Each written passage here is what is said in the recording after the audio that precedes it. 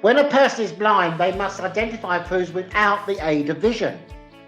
The reason for blindfolds in tasting experiments. And that's why we taste. When we do product development, we actually do a lot of blind tastings. The difference for sighted people when deprived of their sense of vision to that of a non-sighted person is that the blind person has the advantage of an heightened awareness in other senses of touch, smell, and taste. With these factors of the sense of vision, in mind, the food processing industry can have problems when it processes certain foods, as their natural colour is modified during production. It then has to be restored by artificial means to make the food acceptable to the consumer. And as I said to you before, the future's bright, the future's IIHM, and you are very much the future. You are the future of the hospitality industry. And what we're going to talk about this morning is we're going to talk about gastronomy. Now, gastronomy is a huge subject, and it goes on and on. It encompasses sociology, psychology, a little bit of philosophy, food science, production, everything you can imagine around food. We are about, as I've said before, creating that social experience, the pleasure and the entertainment around food. And chefs and culinary people have taught the world about food. You, in the future, will teach the world about food.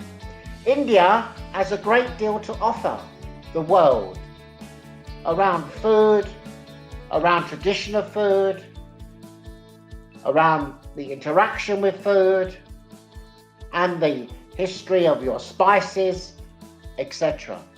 In ancient Rome, which we know a lot about ancient Rome, meals were first simple, but once they conquered the known world, they adopted culinary methods of their victims, of the people they conquered, and introduced into Italy many delicacies. So we must always find out by market research what the customer is prepared to pay. Rate of return pricing. This method tries to establish price-based on a forecast of sales and costs, and may be used to produce a break-even analysis. This approach may help give a guide to the price range, but it will not in itself establish individual selling prices. But to become an effective manager and to manage people and the resources, you have to manage yourself. And you have to know yourself. You have to analyze yourself, truthfully what you are and how you can improve, your weaknesses and your strengths. And this is necessary so that your self-development improves. And by doing this, you can achieve good job satisfaction. And managing your own resources as to meet the objectives of the role of being an effective manager. And we want you to be an effective manager. So you must know yourself. You must be true to yourself and maximize which assists the potential manager to develop and earn the respect of those you will manage. You want to gain respect as a manager. The Indian students are ahead of the game because I keep saying they have this natural inbuilt ability of hospitality. To progress, it is essential to be able to clarify roles, to focus on key issues, and to specify targets and standards. That is to know what direction you are going in and how you intend to get there. And what you should say to yourself, where do I want to be in 5 years' time? What do I want to do in 5 years' time? Where do I want to be in 5 years' time? In 10 years' time? Write it down. Think about it. And how am I going to get there? And hospitality is so much about teamwork in the kitchen, in the front of house. Because together we can achieve more. And as a team, you need to plan to the young ideas of team members so that you can be effective. The values of your company, very important. The values of IIHM, very important. And the values of IIHM is quality education. It must be quality education. It must be international education. It must be relevant education. That's important because it values and value integrity and honesty. And it is wonderful. And you have a wonderful opportunity to explore the world. What they are giving you at IIHM is a passport where you can work anywhere in the world. You have these transferable skills anywhere in the world. They're transferable. And you can work in different countries.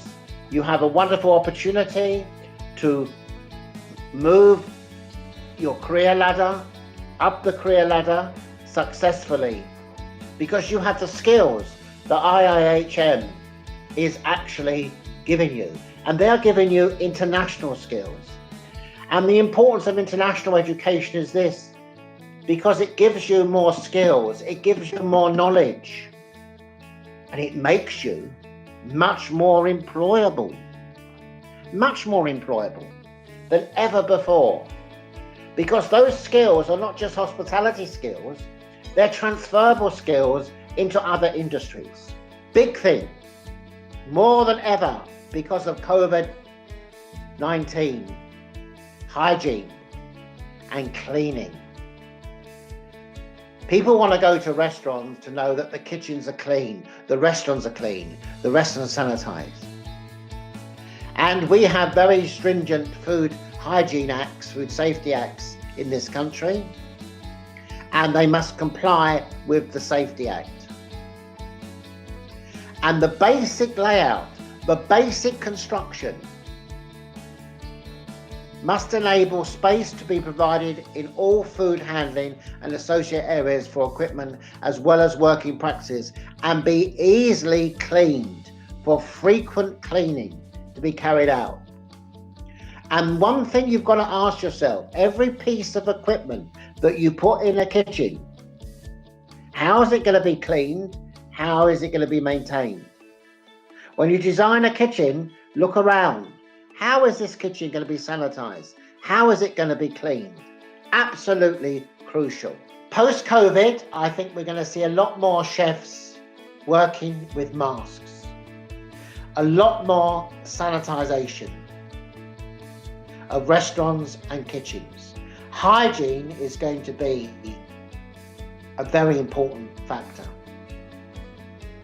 I think also that the World Health Organization has got to look at live markets very carefully.